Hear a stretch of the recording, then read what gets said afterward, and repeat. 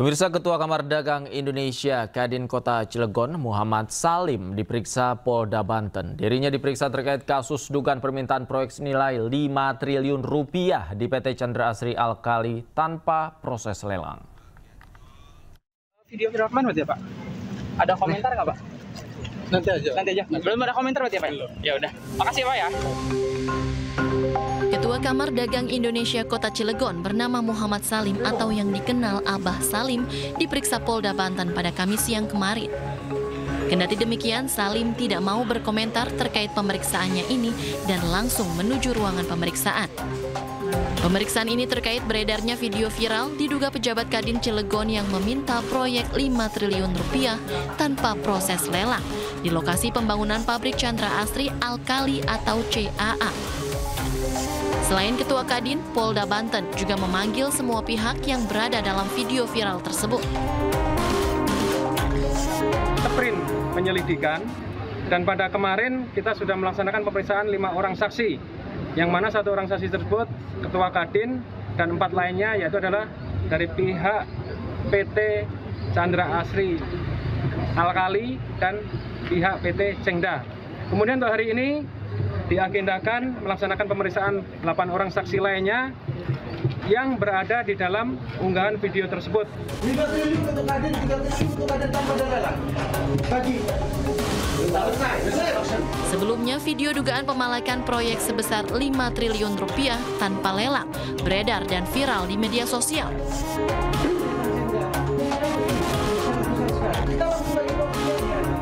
Dalam video, sejumlah pihak yang diduga berasal dari Kadin Kota Cilegon.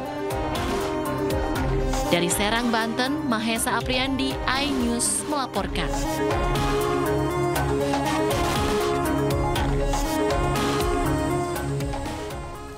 Pemirsa, Panglima TNI perintahkan para personilnya untuk menjaga kantor kejaksaan di seluruh Indonesia. Namun, sejumlah pihak menilai mandat tersebut dianggap menyalahi regulasi. Bertambah lagi tugas Tentara Nasional Indonesia atau TNI. Selain menjadi garda terdepan penjaga kedaulatan NKRI, kini TNI juga diberi mandat untuk menjaga kejaksaan di seluruh Indonesia, mulai dari Kejaksaan Tinggi hingga Kejaksaan Negeri. Tugas tersebut tertuang dalam telegram Panglima TNI Jenderal Agus Subianto 6 Mei 2025. Berisi perintah pengerahan personil dan alat perlengkapan dalam rangka dukungan pengamanan Kejati dan Kejari di seluruh Indonesia. Dalam penjagaan tersebut, TNI akan turunkan sejumlah personil sebanyak 1 peleton di kantor Kejati dan 1 regu di kantor Kejari. TNI AD menyatakan pengamanan ini merupakan kerjasama TNI dengan Kejaksaan.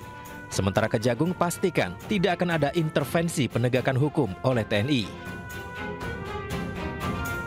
Kadis Penat Brigjen Wahyu Yudayana pun menegaskan TNI akan bertugas profesional. Namun penugasan ini menimbulkan sejumlah tanda tanya karena perintah ini dinilai bertentangan dengan berbagai regulasi, terutama konstitusi, Undang-Undang Kekuasaan Kehakiman, Undang-Undang Kejaksaan, Undang-Undang Pertahanan Negara, dan Undang-Undang TNI yang mengatur secara jelas tugas dan fungsi pokok TNI.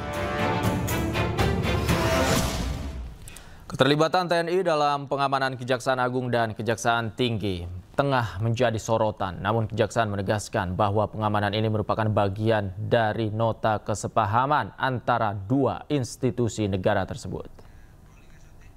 Sangat menghargai ya, ada perbedaan pandangan ya di kalangan masyarakat, tapi apakah yang kami sampaikan tadi bahwa ada faktor kebutuhan ya, sehingga teman-teman TNI kita minta tentu dapat memberikan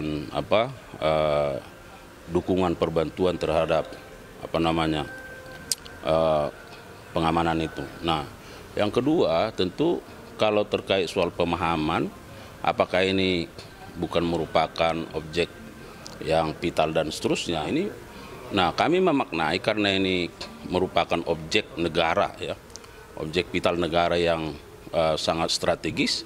Ya, kami memiliki kebutuhan itu ya dalam rangka mengamankan aset-aset itu, ya mengamankan fisiknya, ya tentu ada MOU-nya Nah, jabaran MOU itulah yang harus dilaksanakan. Kalau enggak, untuk apa MOU? Ya kan? MOU itu kan karena ada dua lembaga yang memiliki tugas fungsi berbeda dan dikolaborasikan. Supaya apa? Supaya tugas-tugas pemerintahan itu berlangsung dengan cepat. Sementara itu, Koalisi Masyarakat Sipil menilai kehadiran TNI di ruang sipil menyalahi aturan dan konstitusi. Tidak ada urgensi ancaman di ruang sipil yang mengharuskan pengerahan anggota TNI di sektor sipil. Ketika kita melihat ada MOU, kemudian dilaksanakan ya dengan penempatan pasukan di kantor-kantor kejaksaan, ini jelas sekali secara pengaturan di konstitusi itu bertentangan. Kenapa? Karena di konstitusi yang merupakan hasil perubahan mandat TAP MPR sebelumnya nomor 7 tahun 2000 tentang pemisahan TNI Polri itu konsisten. TAP MPR 7 kemudian Undang-Undang 105 pasal 30 misalnya ayat 3 ayat 4, kemudian dilanjutkan dengan Undang-Undang Pertahanan 3 2002, Undang-Undang TNI 34 2004, dan terakhir Undang-Undang TNI revisi 3 2025 itu menempatkan definisi semuanya, baik tentara maupun tentara kelembagaan, itu fokusnya urusan pertahanan. Pertahanan ada apa sih? Apa sih pertahanan? Ancaman apa yang kemudian harus disikapi, dihadapi oleh tentara? Itu ancaman invasi militer, ancaman invasi kekuatan bersenjata. Di situ fokusnya. Mau baca pasal 7 ayat 1 misalnya, itu kan jelas ancaman dan gangguan apa di penjelasan kita. Pemirsa, sidang lanjutan dugaan suap terdakwa Sekjen PD Perjuangan Hasto Kristianto kembali dilanjutkan hari ini. Tim Jaksa KPK pun menghadirkan 2 saksi dari KPU dan penyidik KPK. Mantan Komisioner Komisi Pemilihan Umum Hashim Asyari menjadi salah satu dari 2 saksi yang hadir di ruang sidang di Pengadilan Tipikor Jakarta. Selain Hashim Asyari, tim Kejaksaan KPK juga menghadirkan penyelidik KPK Arief Budi Raharjo. Tim Kejaksaan KPK meyakini bahwa Hasto telah terlibat suap kepada ex-komisioner KPU Wahyu Setiawan demi kepentingan penetapan pergantian antar waktu mantan caleg PD Perjuangan Harun Masiku. Sementara itu, Hasto didakwa atas dugaan perintangan penyidikan terkait penanganan kasus Harun Masiku dan menyuap mantan ex-komisioner KPU Wahyu Setiawan senilai 600 juta rupiah. Kami menggunakan sprindik terbuka. Itu. Sejumlah politisi dan tokoh PD Perjuangan menghadiri sidang lanjutan Sekjen PDIP Hasto Kristianto di Pengadilan Tipikor Jakarta. Beberapa di antara yang hadir adalah mantan Gubernur Jawa Tengah Ganjar Pranowo, Pandana Baban, hingga TB Hasanuddin.